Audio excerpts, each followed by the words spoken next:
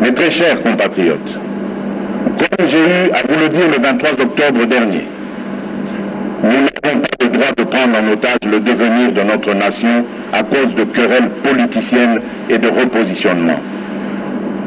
Je ne peux en conséquence me résoudre à demeurer dans le statu quo et l'immobilisme.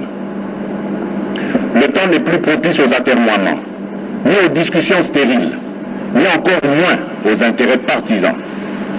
Les replis tactiques et les combats d'arrière-garde n'ont plus aucun sens. Ce moment historique nous impose de prendre nos responsabilités en vue d'instaurer un état de droit et de démocratie, conformément à la mission que vous m'avez confiée et dont j'en mesure la grandeur.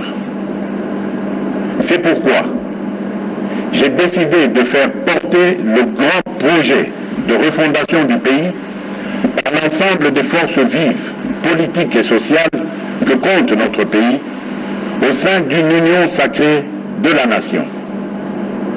Par union sacrée, j'entends une nouvelle conception de la gouvernance basée sur les résultats dans l'intérêt supérieur de la nation.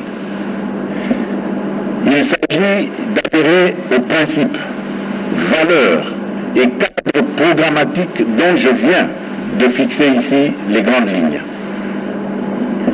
Ainsi, pour rendre effective et concrétiser les réformes envisagées, la majorité parlementaire actuelle s'étant effritée, une nouvelle majorité est nécessaire. En conséquence, j'ai décidé de nommer un informateur, conformément aux dispositions de l'article 78, alinéa 2 de la Constitution. Il sera chargé d'identifier une nouvelle coalition réunissant la majorité absolue des membres au sein de l'Assemblée nationale.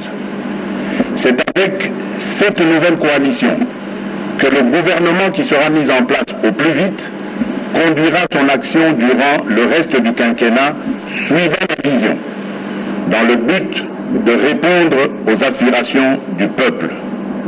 Au cas contraire, fort de ce que les raisons de dissolution sont réunies, en ce qu'il existe effectivement une crise persistante, cristallisée notamment par le refus du Parlement de soutenir certaines initiatives du gouvernement, comme ce fut le cas lors de la prestation de serment des membres de la Cour constitutionnelle, j'userai des prérogatives constitutionnelles qui me sont reconnues pour revenir vers vous, peuple souverain, et vous demander cette majorité.